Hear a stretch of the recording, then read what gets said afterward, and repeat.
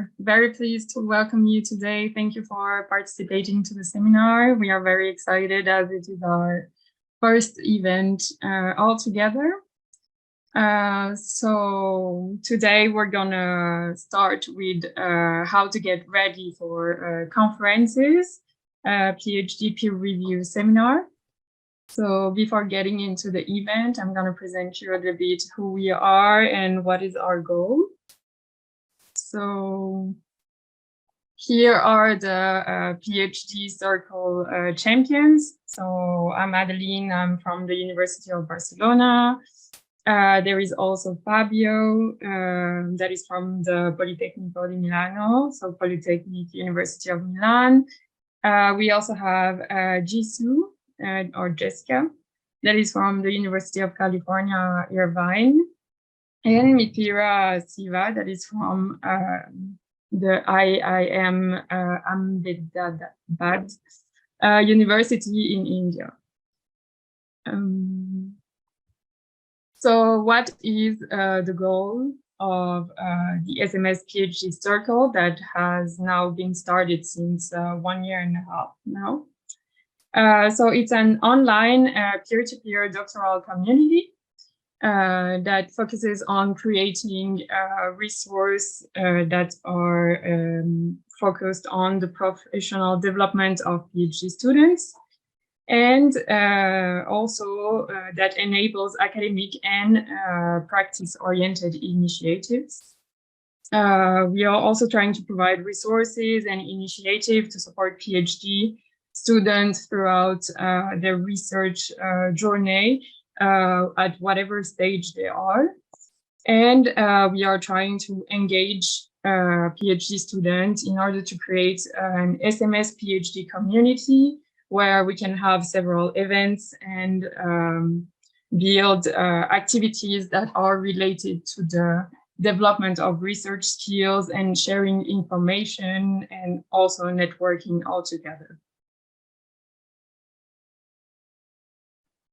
Now I will let the floor to Mithira to present you a little bit where you can find us and what we are doing on the platform of the SMS. Yeah, thank you, Adeline. So regarding, who we are and where we are actually located, so we have just shared a link over the chat. So if you haven't already, are a part of SMS PhD member circle, I suggest you please click on that link and please do join the member circle.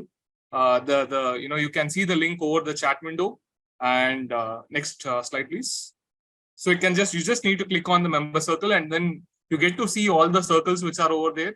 And please do click on PhD student circle and you can join the circle if you haven't already joined. And with regard to the posts that we have had for the past 1.5 years, as Adeline had mentioned, our primary focus is on creating resources for the betterment of PhD scholars. So that is where we are right now. So we are sharing any documents which are related to academic materials as well. We do have this conference seminar, and we also have various ideas to how to improve the PhD scholars. And you can also chat with other members. There is a separate window as well. And we also last year we had hosted a luncheon at SMS London as well.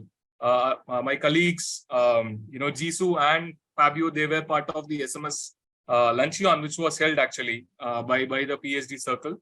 So yeah, please do participate and please do be part of the interaction. And over to Jisoo. So today we're gonna start by the a short presentation by 3 magnificent professors. And then we're going to have some time for the Q&A. So if you guys have any questions regarding the presentation professors give, you guys can freely ask questions. And then we're going to go to the breakout room so that you guys can present the presentation that you guys have prepared. And then that's going to be the end of today's presentation. Next slide. So before going to your presentation, we have the 3 magnificent professors who are going to give tips from their experiences to how to present on the conferences. So we have Aseem from Carson School of Management, University of Minnesota, and we have Gwen Lee from University of Florida, Wharton College of Business. Last but not least, we have Keith Pennington from the University of Connecticut. So I'm gonna and the podium to ask me first. So I get to talk about the fun part about going to conferences. The non-research part, it starts at the research part. Everybody goes to conferences because of research, but I want to talk more about just interactions at the conferences, meeting people at your level. I think that's a really important thing to stress around the world. So I just have some words about that.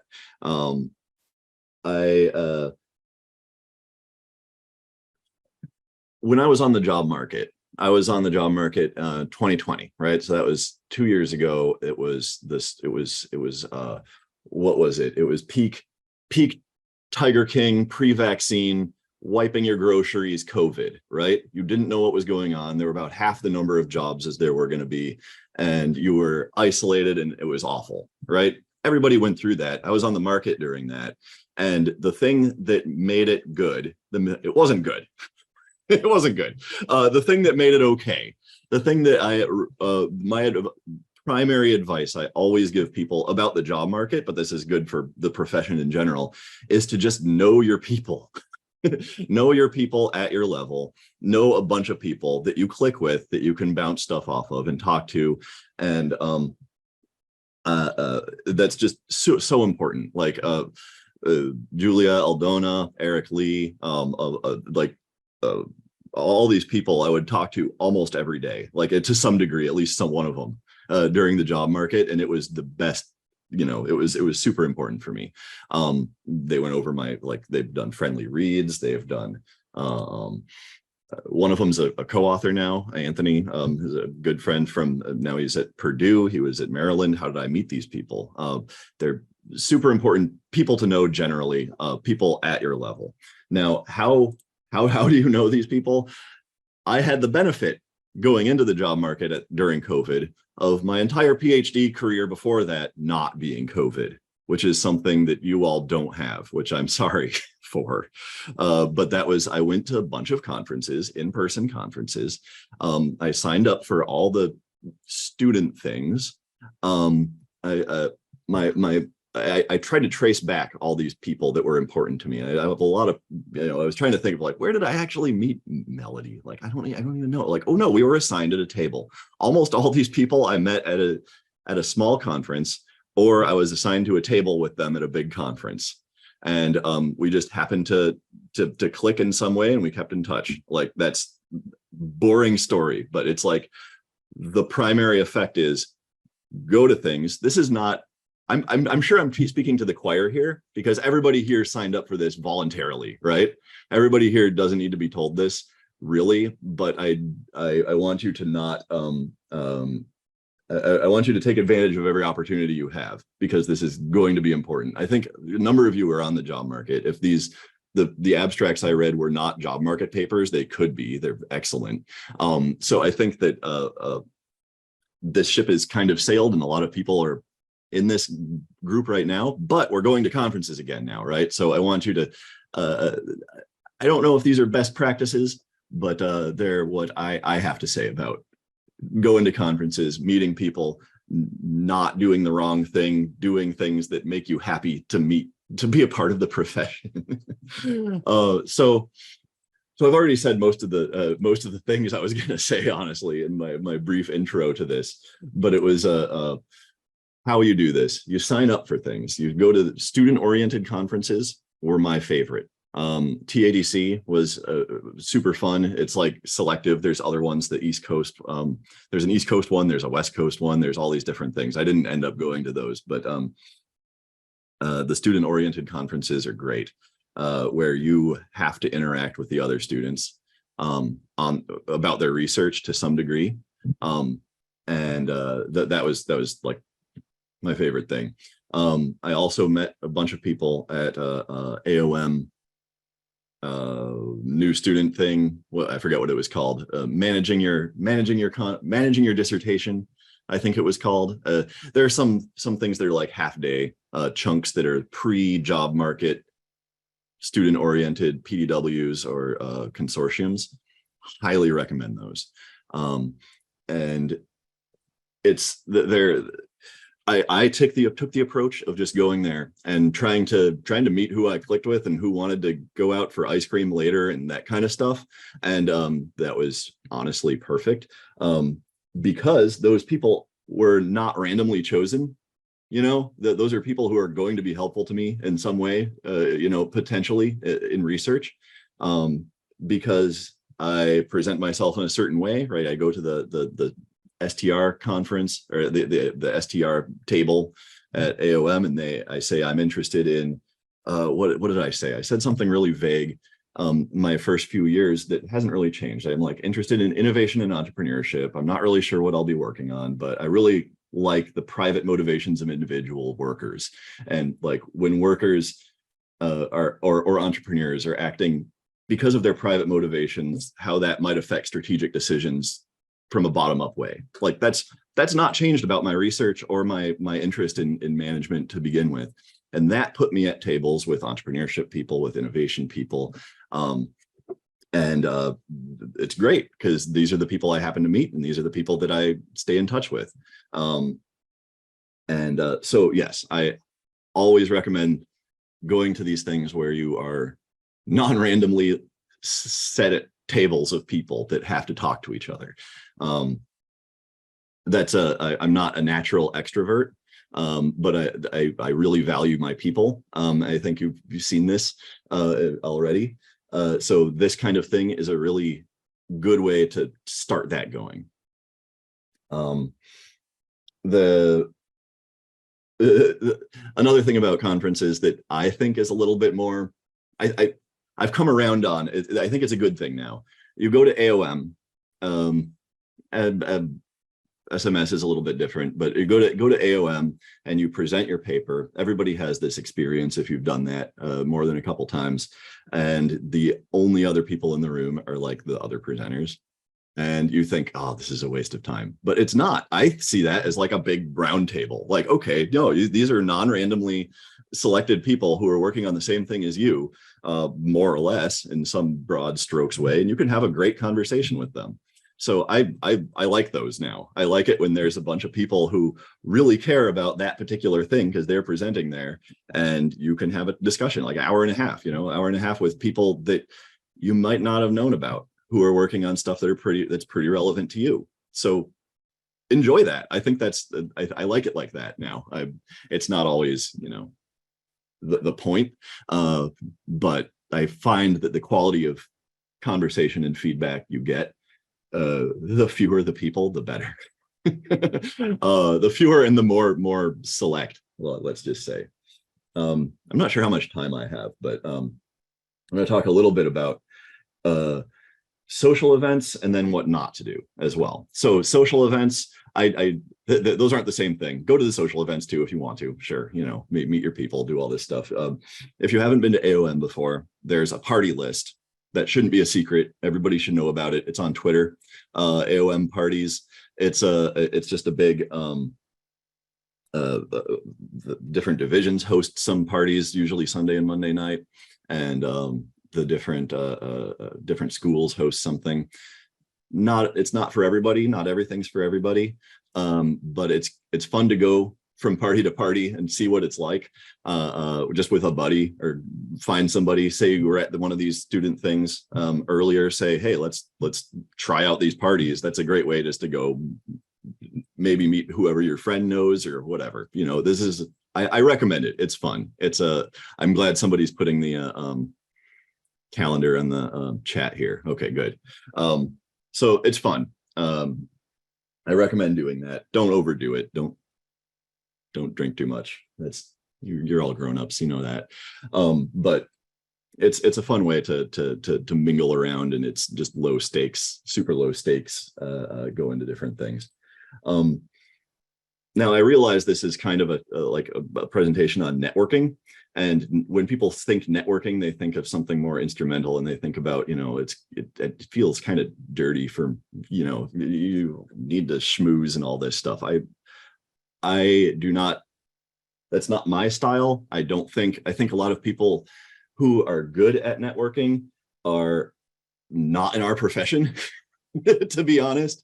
There are some really genuinely good salespeople who know how to charm you and really get interested and figure out all this stuff. They can work a room, they can find the most important people in the room and be friends with them. That I don't think I've met a single person in our field that can do that without coming off weird. So just don't even try. Just try to meet your people, right? It's good to know your people, and then when you have your people, you have a friendly network to go out from too, if you need to get somebody else's advice or work out like that. So I would recommend just not being instrumental at all. Don't schmooze, don't be dishonest, don't talk bad about people. There's some things that are just always always good advice for talking. Just keep in mind. If you really want to meet somebody in particular, that's fine, that's good, right? But remember that they're very busy at these conferences, and they're usually there and they're excited to meet their friends, and you give them an out. It's best to be introduced by someone who knows them well. If you want to introduce yourself, prepare to be very brief and make sure you give them an out. And that makes a good impression, right? No matter what, you know something about them, I assume, because you want to meet them. But just don't say, oh, it's this person, I read your paper, I think it was from the 80s, like that's okay. You're not making a good impression of yourself when you do that. So it's I think I've talked enough. This is that's my spiel on the part of the conference you don't usually explicitly get told to prepare for, but that's how I would see these the conferences for you. Okay. So thanks, Keith. I mean, the only part of that I don't agree with is the going out afterwards for ice cream. Alcohol, man, alcohol. Anyway, so the BYU one though is like always, okay, everybody goes there. Okay, you're talking to the one person who doesn't. Anyway, so what I was going to do is just talk about. I'm going to be a lot more mechanical than Keith was being, but so let's say you've managed to get to the conference, you've managed to identify these people that you want to meet, and you've managed to actually meet them. I want to talk about two different sort of formats in which you're actually going to be presenting yourself, and maybe just provide kind of a blueprint for how you might think about preparing for that, right? So the two formats in question are, one, elevator pitches, which are basically, you're going to meet someone, somebody will say to you, oh, tell me about yourself, tell me about your research, or so hopefully you've been introduced by someone, but you have to give them a little soundbite about yourself without rambling on forever. And you really want to prepare that, right? And you want to prepare it to the point where it's automatic, where you can kind of, wake up in the morning, out of a nightmare and say, oh, I do research on this. Right. So that's kind of the point you want to get to. And then the other part, of course, is the presentations, and I'll come back and talk about that. So my sort of, again, this is a very sort of, I'm going to do this very sort of mechanically. I would say a good, and this is obviously everything is caveated with the fact that it's just my opinion, but I would do this. I would say, a good elevator pitch is maybe 3 sentences. And it roughly follows the following format, right? Sentence 1 is kind of an identity statement. It's a broad research identity, right? So as Keith was just saying, like, I'm interested in innovation and entrepreneurship, or maybe I'm interested in the geography of innovation or something like that, right? So it's a very high level, very broad statement that just helps the person to categorize you.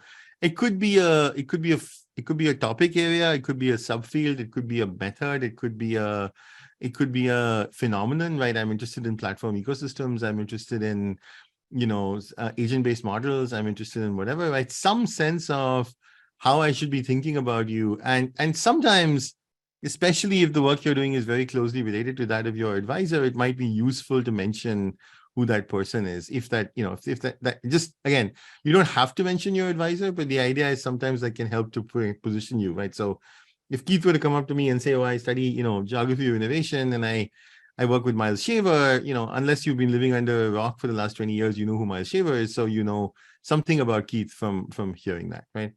So that's sentence one. And again, the idea here is you want to keep it really, really short. So it's a very small declamatory sentence saying, this is who I am. Sentence two is really a more specific research question. And typically this would be, if you're on the job market, it'll be your job market paper. If you're not in the job market, it could be your current project, or it could be something else that you're working on. I mean, if your dissertation is really coherent, it could be your dissertation, but typically dissertations are more fragmented than that. But let's say it's your job market paper. So it's really stating in a clear way what the research question for your job market paper is, right? And the two things important there are, one, you want to be really, really specific. So hopefully I have a clear idea. At the minimum, I have a clear idea of what the dependent variable is. Ideally, I have some sense for what the independent variable is as well, right? And I know that sounds trivial, but I cannot, having been the recipient of a lot of these elevator pitches, it's amazing to me how many times I hear elevator pitches and I have no idea what you're actually studying at the end of it. I think the other thing to think about is you want to make it as intriguing for the listener as possible, right? You want them to be thinking, I mean, your goal here is to make a strong first impression. So you want them to be thinking, aha, that's an interesting question, right? Which means on the one hand, it shouldn't be a question that, even if that is, you want to make it a little bit more specific so that it doesn't sound like something that, 500 people before you have studied, right? If you come to me and say, oh, I study the effect of, I don't know, experience and acquisition performance, I'm staring at you saying, aren't you like 3 decades too late to be studying that? I mean, haven't we already written 700 papers on this? So it needs to be more specific than that, maybe. At the same time, it should be something where, a reasonable person, especially someone who's not in your field, might actually find that an interesting question and might think to themselves, oh, that's kind of cool, right? And so, I mean, if your research question, of course, hopefully your research question is not this, but, if you go up to someone and say, oh, I'm studying, I don't know, what flavor, how the CEO's favorite flavor of ice cream affects their choice of debt versus equity, I'm going to be like, okay, that's novel. I'm not sure it's actually interesting. Why the hell would anybody waste their time studying that, right? So you want to think about how can you make your question sound as intriguing as possible.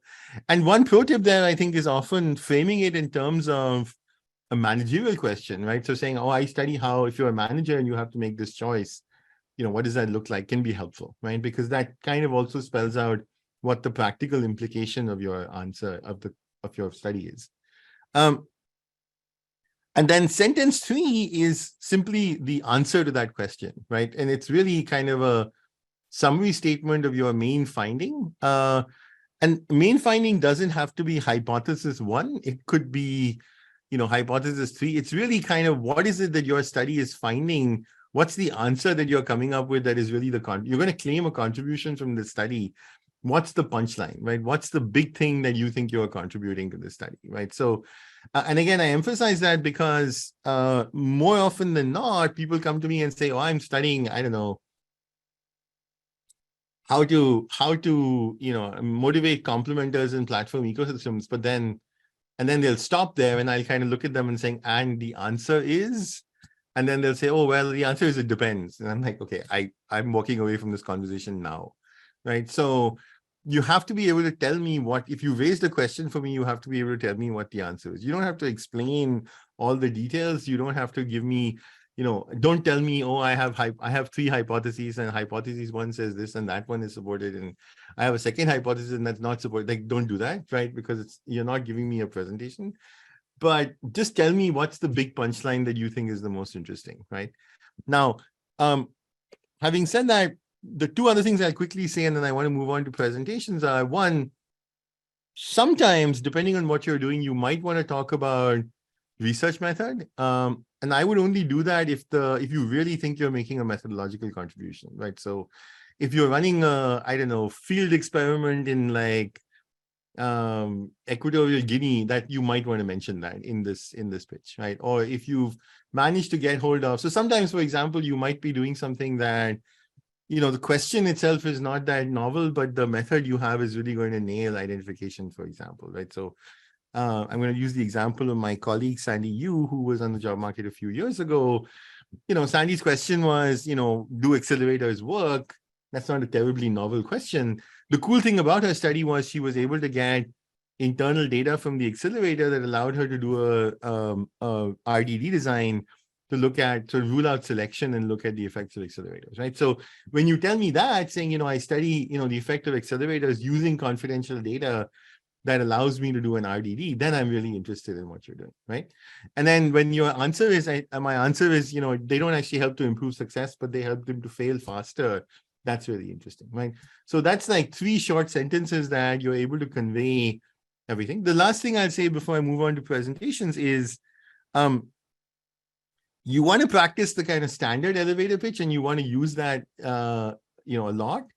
But you also want to be, to Keith's point earlier, you want to know your people, and you want to be mindful, right? So if you're actually building on someone's work, like if you're talking to someone whose work is really central to what you're doing, maybe acknowledge that, right? Maybe don't make it sound like, oh, I'm studying these things called platform ecosystems, to someone who, right? Like, don't go up to Rahul Kapoor and say, oh, I'm studying like ecosystems, which are these, cool things where, people going together. It's like, yeah, I pretty much invented the whole field. Like, don't, right? So just be thoughtful about who you're talking to, and maybe think about, it's, again, you don't have to do this. You're not going to be able to do this for everyone, but if you're doing it for, you're out there talking to someone who is central to your work, then maybe sort of acknowledge that. Let me give you a quick rundown. So the other part of this, of course, is the actual formal presentations. And I'm going to, again, give you a very quick rundown of how I think about the blueprint for a presentation.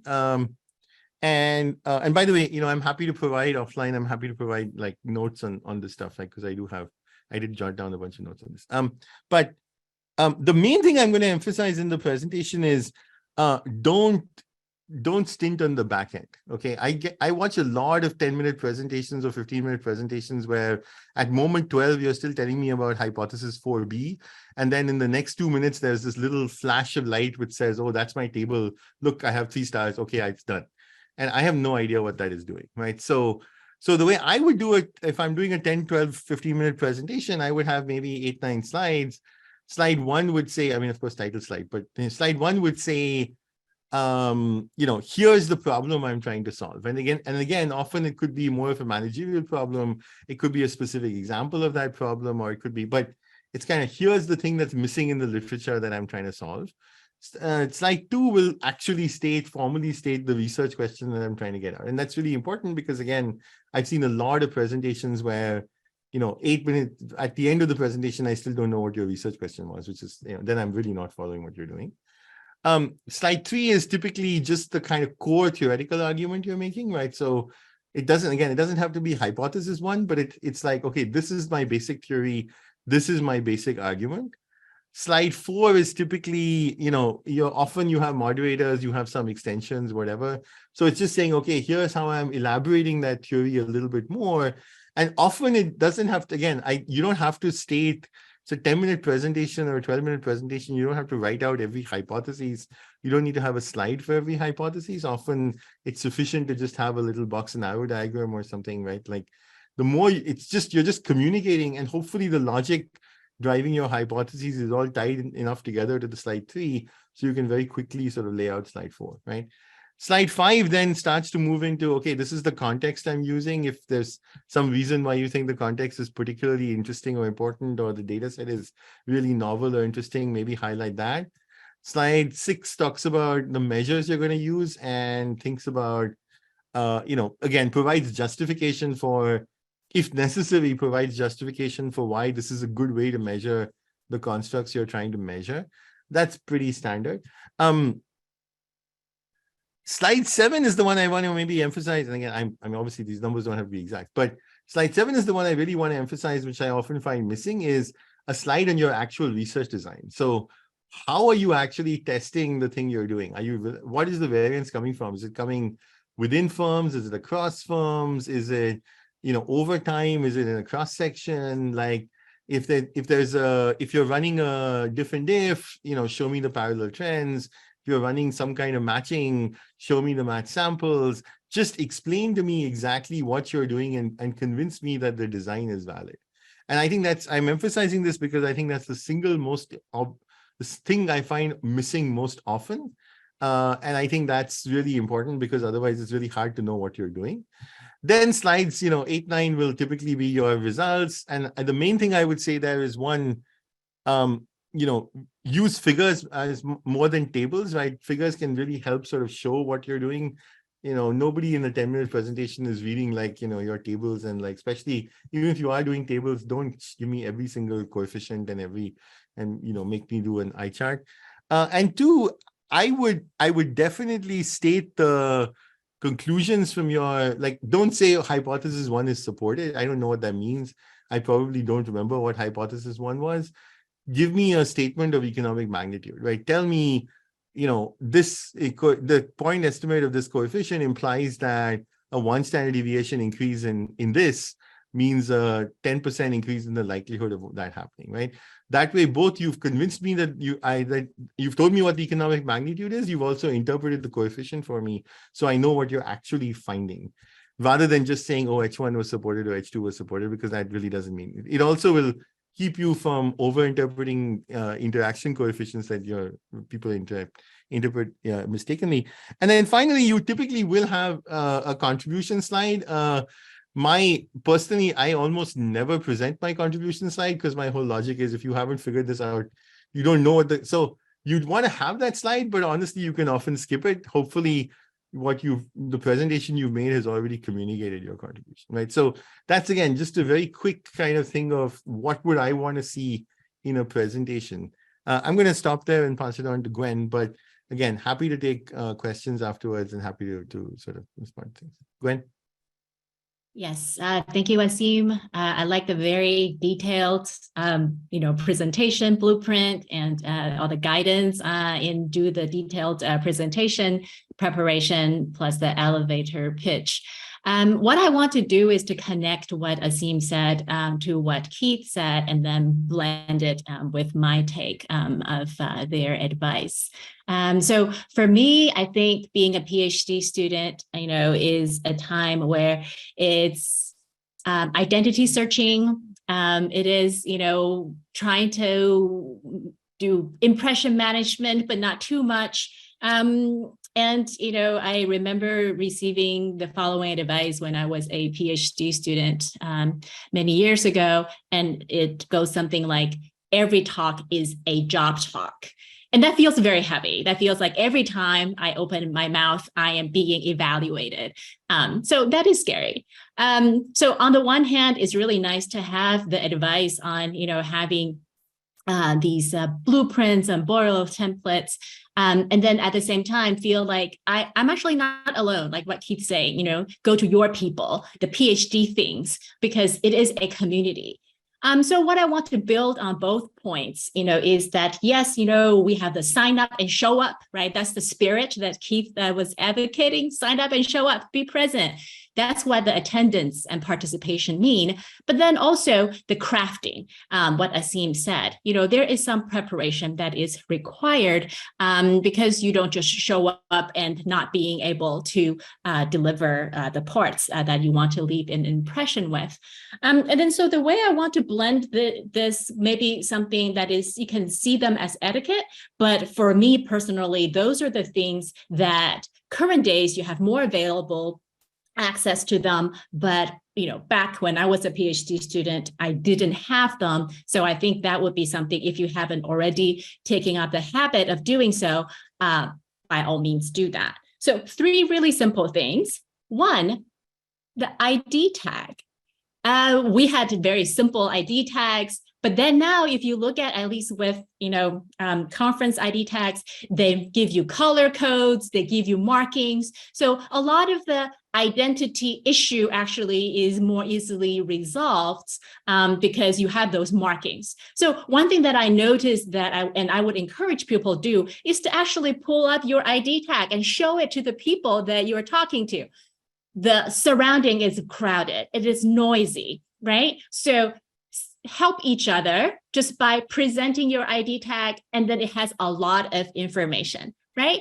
And if your name is a little bit difficult to pronounce, help yourself, get a marker and then write it the way you want it to sound like, decorate it. ID tag is actually something that I found not to be a useful thing because I was trying to hide it. But now I actually feel like the information coding is very useful. So do that. And this is coupled with my second thought is about the email follow-up. Every interaction is actually a short one, especially if it's an elevator pitch. I don't know if I can do all the 3 sentences that quickly. And sometimes it's just not possible to do it. But the conference is the beginning, not the end. It's the beginning where you might meet people over time across multiple occasions, or at least, expect that you will have an opportunity to invite somebody to say, hey, why don't we do lunch at the next conference, right? So think about this as a continuity. And then therefore the email follow-up matters a lot.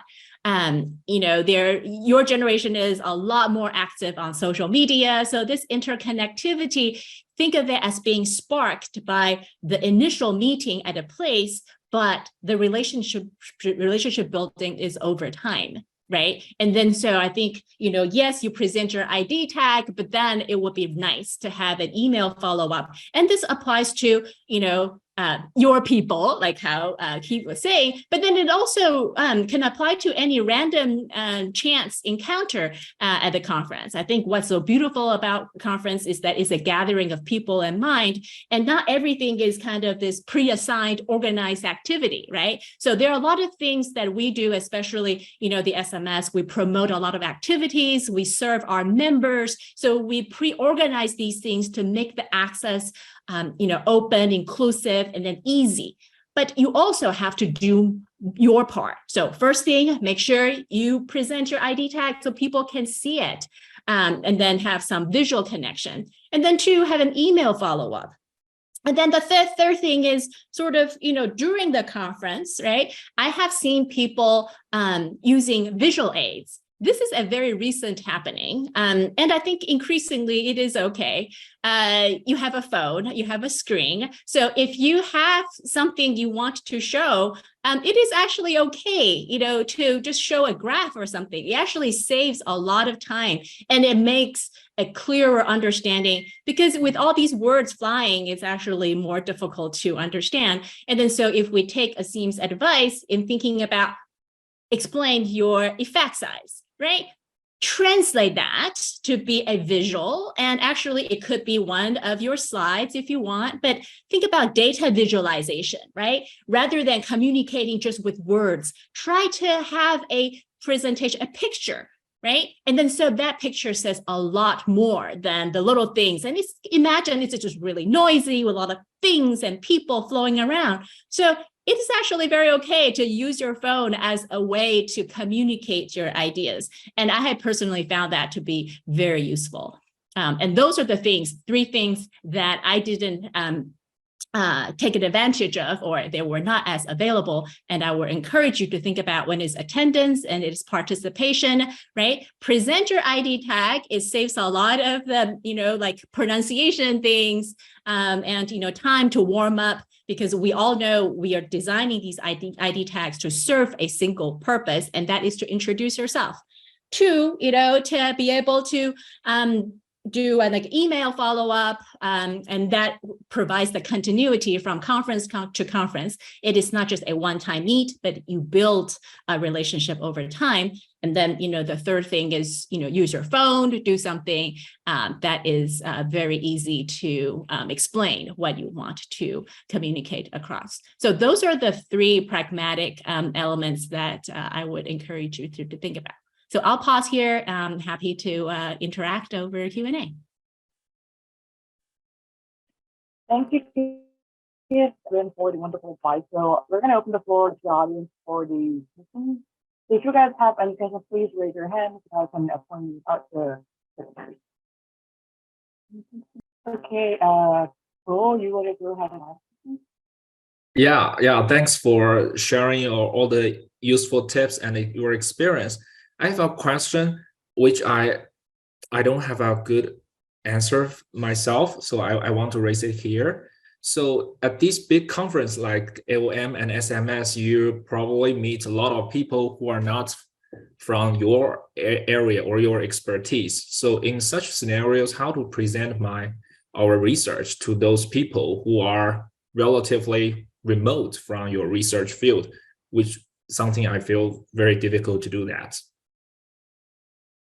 Yeah, that's a great question. And if I may jump ahead, please do feel free to chime in, because this is actually something where a lot of the job candidates are asking about, especially, we are in strategic management, but we attend presentations and make job talks at departments where our different kinds of disciplines and people have very different ideas about, how to evaluate research. So I would say that a lot of the things that Aseem said, right, those 3 sentences, the elevator pitch, is something you need to polish and then also try out on different audience. Right. So imagine your interviewee being an organizational behavior colleague. You want to be able to understand how they understand your vocabulary before you do this during a one-on-one campus visit, right? So that is the type of things that only you would know. And depending on your research, so for some people, their research is closer to OB, and then so that language translation is easier. But then there'll be other ones that are more difficult. But, I think the basic idea is that we're all, intellectually curious people. So if you have a good research question, it should be something that people across the field would find exciting. So thank you for your question, Bo. Yeah, and I mean, I would add, I think, I agree with Gwen. I think, so this is why I think it's really important that, especially the elevator pitch, but even the presentations, you want to stay away from jargon, right? You don't want to use terminology that's specific to your field. You want to, this is why framing it in as the manager would think about it is often helpful because everybody understands that. But the other thing I will say is, again, in the spirit of intellectual curiosity, I would not think about this as how do I explain what I'm doing to other people. I would also think about it as how do I learn from a much wider range of people how they think about what I'm doing, right? And that can often be generative for new ideas, for new questions, for things you want to do. And I think if you take that attitude to it, I think you'll get a lot more feedback. So, I would not be kind of just saying, oh, that's not how we think about it in our field or whatever. I think you want to pay attention. Like often you'll get questions, and actually the opportunity there it's particularly a good opportunity because there's no sort of shame or stigma in saying, I have no idea what you're talking about because you're completely outside my field. So tell me more about like whatever, right? You don't want to say that to, you don't want to say that to a non-market strategy person because they look at you saying, but what the hell? But you can say that to an OB person saying, okay, that's perfectly legitimate. You don't know anything about this.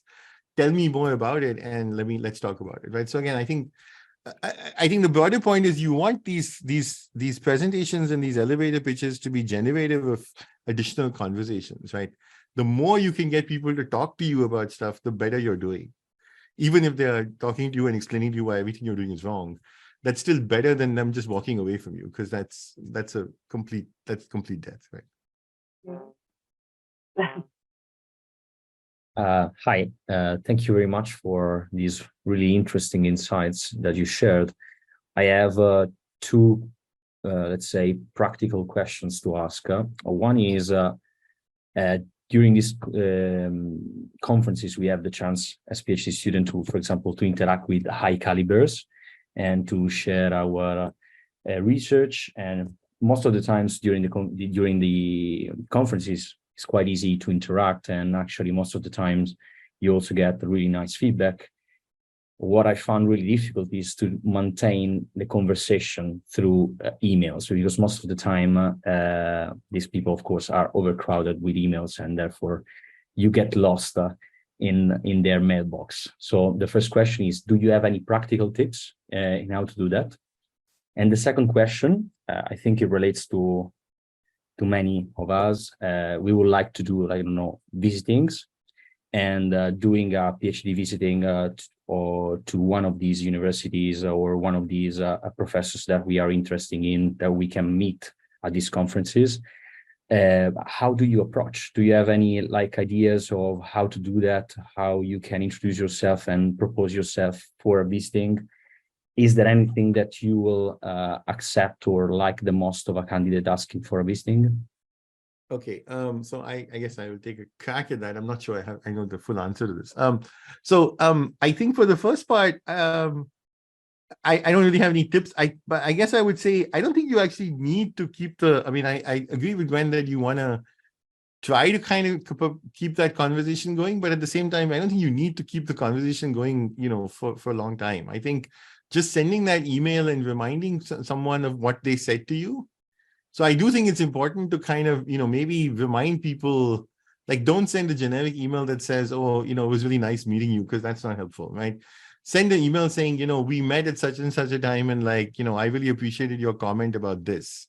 So that, that person then remembers. And you may not get an email back from them. That doesn't mean they may still remember you, right? Like, a lot of times I get these emails and it's not like you got lost. I don't have anything else to say, so I'm not going to bother. But the next time I see you at a conference, or the next time your paper comes up, I will remember, right? And that's all you really need. So I think a lot of this is also about following up. The next time you see someone at a conference, go up to them and say hi again, right?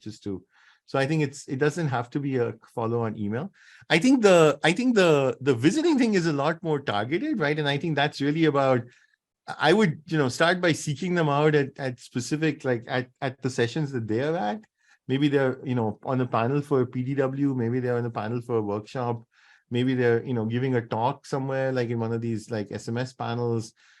Go to those things and then, use that as a starting point to have a conversation. But really, if you're really looking for a visiting position, I think that conversation needs to happen potentially through your advisor as well. I mean, like, again, my very limited experience with having visiting people come visit with me, it's not, I mean, yes, the student matters, but a lot of it is the advisor reaching out to me and saying, hey, I have this really great student. They're doing some stuff that's really in your wheelhouse. Would you be willing to kind of help them out? And that's really, so I'm not sure a quick conversation at a conference, it's useful to do that, but that's not going to get you a visiting position. So I think that's a much longer conversation that probably skip for now. Yeah, since I was the person that talked about the email follow-up, so I thought I should, explain a little bit more. I fully agree with Aseem. A generic one doesn't really serve the purpose, and then also it doesn't really invite a response. So the broader thing is do follow up. Don't get disappointed if you don't hear back. But in that connection, that could be the seed of why somebody potentially may consider having the proximity of you being a visiting scholar, right? So think about that. But what would it take is, for example, Matteo, actually, you will be in my breakout room. So we can do this exercise if you want. You can send me a follow-up email, and then I'll give you feedback on how I think about what you write. Yeah, but the thing is, you want to be able to have something you don't expect that you will build, but it provides a seed for future interactions. Yeah, but on the visiting side, I think having a broker is helpful, and the broker could be your advisor, but it could also be other people who are good at matchmaking. There are people like that in the field. Thanks. Okay, Simon? Yeah, thank you all for the very insight and the guideline for the presentation and attendance to the conference. I have a question to kind of Aseem about the blueprint about the kind of presentation. So I think I feel it is really useful kind of including kind of all kind of the information you kind of suggest us and then follow those kind of the order of the presentation. But when I kind of prepare for these types of the 7 minutes or kind of 2 minutes kind of presentation, it is really difficult to kind of include all these kind of information. So I also kind of asked about the question how we can deliver our kind of research for very short presentation, like the 7 minutes or 2 minutes or 5 minutes, those kind of things. Yeah, I mean, so obviously I should clarify. I think the thing I was talking about was more, I mean, I think most conferences tend to be more like 12, 15 minutes, right? The 7 minute thing is a little shorter, but I think the same principle applies. I think my two suggestions there, I continue to be one, I think especially for these shorter presentations, don't try to present everything you're doing in the paper. Just focus on what's the one key message you want people to take away. So the shorter the presentation, right? So if it's a 7 minute presentation, you may not want to talk about you don't even want to talk about your moderators. Or maybe you want to talk about one specific moderator, right? you don't want to talk about every single thing you're doing because you're never going to cover that, right? And the second thing, again, going back to Gwen sort of emphasized this as well, is just data visualization, right?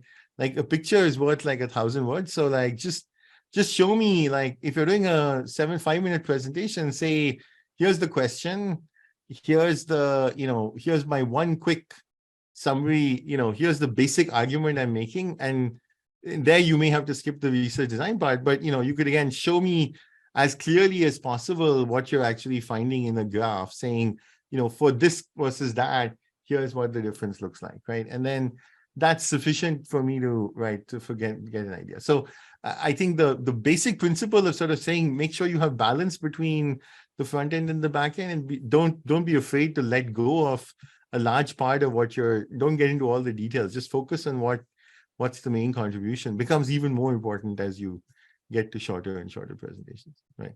Got it. Thank you. So I think it's going to be our last question. Yeah, hi. So my question is about managing your tone in interactions with folks when you are on the job market. You're on the job market. They know you're on the job market. Everybody knows that you kind of want something from certain people. And I guess I feel sort of torn about this dynamic, because on the one hand, you want to come off as genuine and be genuine in your interactions. And on the other hand, I might be trying to talk to a specific person who's on a search committee in a school that I want to get to. So when you're in that space, how do you recommend navigating those super targeted conversations where like everyone knows there's a subtext, but it feels kind of schmoozy to be really upfront about it and needy about it? Think I can answer. I wasn't, so my AOM, my job market AOM was never the job market one, but there's a really nice, you can spot the job market candidates and you can spot them coming, right? They're wearing, wearing a certain, much more formal than everybody else. They've got, the prepared thing. The practice I've done with people, if they know you're on the job market, a lot of them know this is happening and it's kind of a game. From my experience anyway, they're like, all right, give it to me. You got 30 seconds. Like, make it like it's like a joke. That's how they were with me. So that was very generous of them. It's that's not me saying, I don't know, they're expecting it anyway, and it's not it doesn't feel that weird. That said, I wasn't going from person to person like that. It always helps if you're introduced by someone, and that person can say, this is person on the job market. And then the bigwig will say, oh, I can tell. That's how it's been with my experience anyway. So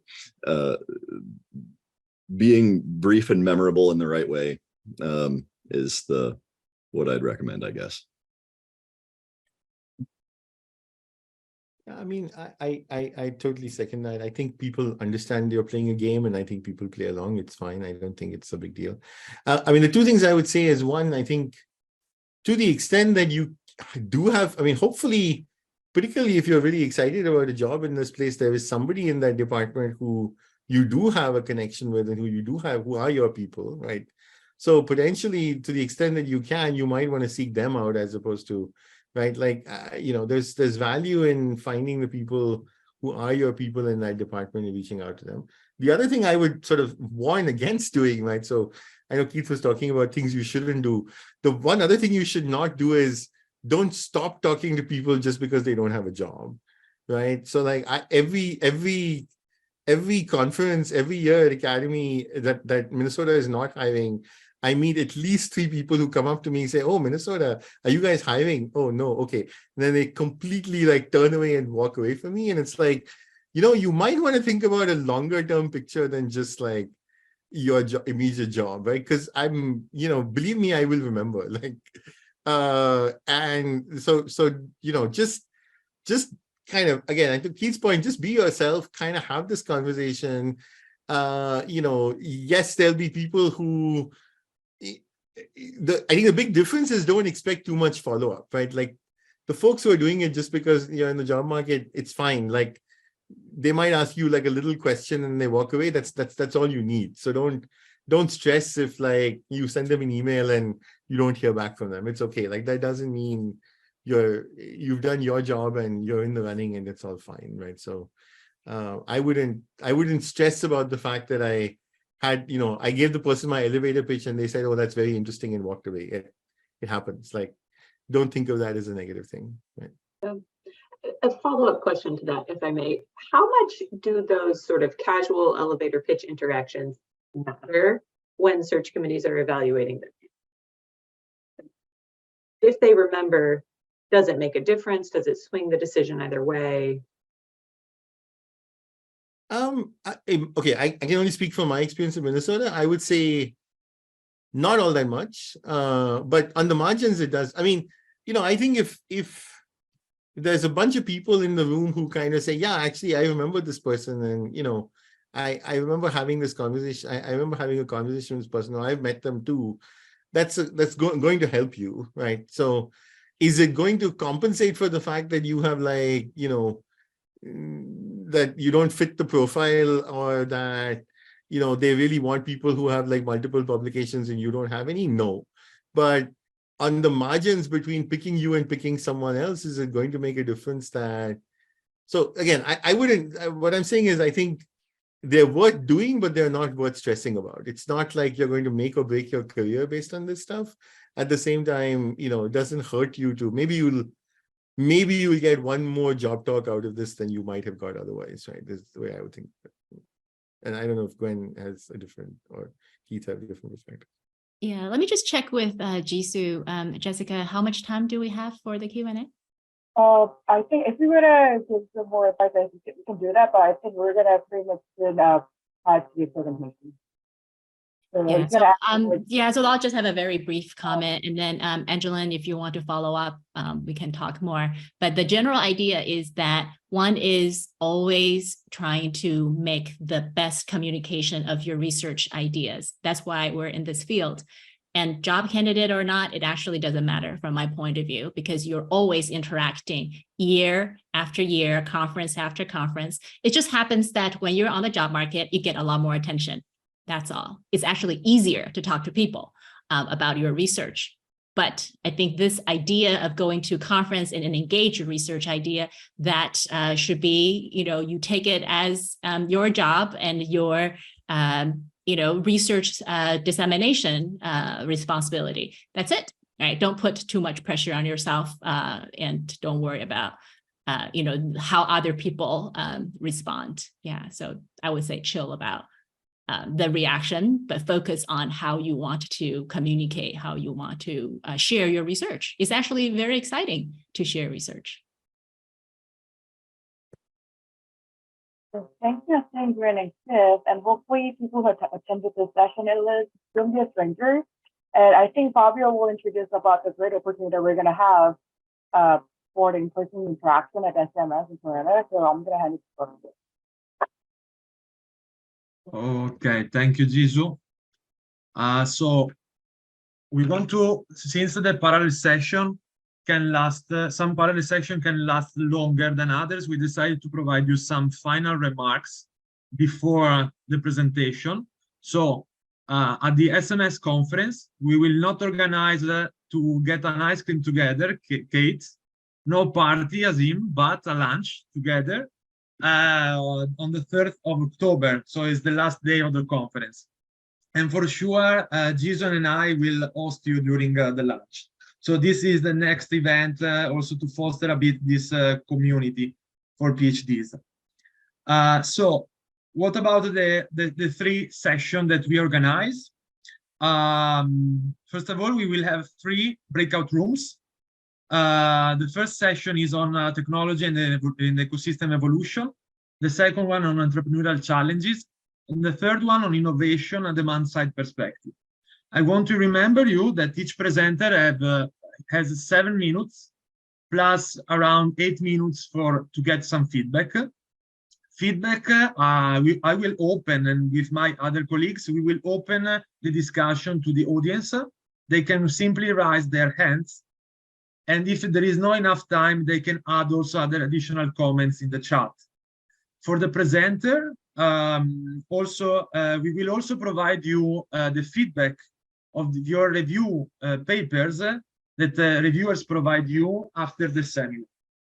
So if there are no questions, I think now there will be the chance to select in which breakout rooms we can get access. Yeah. Before we do that, though, I just want to, since we are closing and we're not coming back, I just want to again, huge thanks to the 4 PhD Circle champions. It's been really wonderful. Thank you for inviting us, and thank you for organizing this. And to the other PhD students that I'm not going to be seeing in my room, it was lovely to see you, and I look forward to seeing you at conferences. Yeah, also for us as a PhD champions, it was really a pleasure, and I hope we can do this kind of event also in the future, actually.